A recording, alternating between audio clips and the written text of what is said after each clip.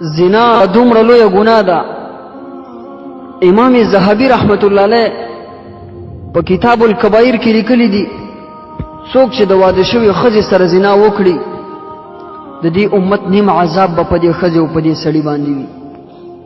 یعنې د ټول امت پوره عذاب به راجمع کړی شي،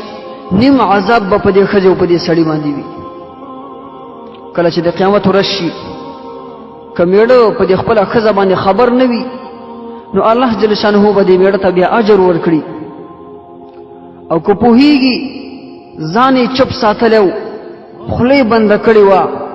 نو الله جل شانه به بیا په دې سړي باندې په دې میړه باندې به ورته د جنت بوی حرام کړي. ځکه الله جل شانه د جنت په دروازه باندې لیکلي دي اے د جنت دروازې ته په دوس باندې حرامئ، او دوس هغه څوک دی چې ښه ورته پته وي چې ښځه یې غلط کار کوي، فحش کار کوي، او دا غلی ناست وي، ځان یې چوپ نیولی وي، غیرت نه کوي په خپله ښځه باندې، په دغسې سړي باندې به بیا د جنت بوی حرام وي. عزیزانو ورونو، څوک چې په پردۍ ښځه باندې د شهوت د وجې نه لاس کیږدي د قیامت په ورځ باندې به یې لاسونه غاړې ته تړل شوي، او که څوک یې ښکل کړي شونډې به یې په اور باندې وداغل شي، او که زنا ورسره وکړي نو هر اندام به ګواهي کوي. الله جل شانه به زناکارو ته په غضب باندې وګوري، د مخ غوښې به یې توی شي،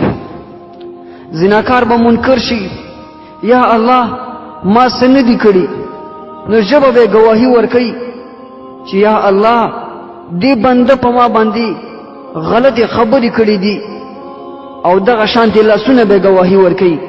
یا الله دې بنده په ما باندې حرام اخیستل او حرام نیول کړي دي.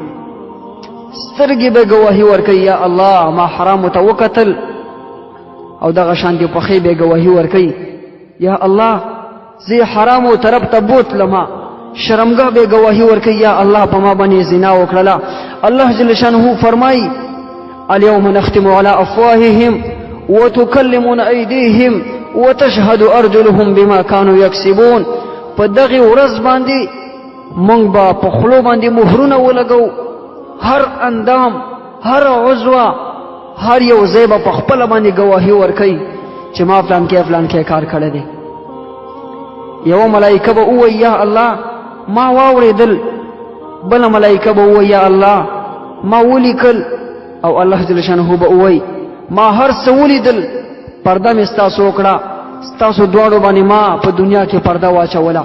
بیا به الله جل شانه فرشتو ته ووایي اے ملایکو وینیسئ او زما عذاب ورباندې وسکئ، زما قهر په هغو خلکو باندې ډېر زیات دی څوک چې زما نه حیا نه کوي. الله یا الله د ځمکې په سر باندې او د ځمکې لاندې او د قیامت په ورځ باندې زمونږ پرده وکړه. عزیزانو قدرمندو مسلمانانو ورونو، زنا دومره لوی جرم دی چې الله جل شانه به تاسو ته په هغه سخته ورځ باندې بیا به غوسئ، بیا به په قهري د ډېر قهر د لاسه او بیا د زناکار د مخ نه غونډې غوښې توی شي. قدرمندو مسلمانانو ورونو، هېڅکله زنا طرف ته مه نږدې کېږئ. الله جل شانه په قرآن عظیم الشان کې فرمایي ولا تقربوا الزنا، زنا کول خو لرې خبره ده، زنا طرف ته مه نږدې کېږئ. دومره لویه ګناه ده چې د الله او د الله د رسول سره د هغې سره بایکاټ کول دي، د هغې نه اعراض کول دي، د الله او د الله د رسول او د قرآن نه مخ اړول دي. قدرمندو مسلمانانو ورونو، دومره عجیب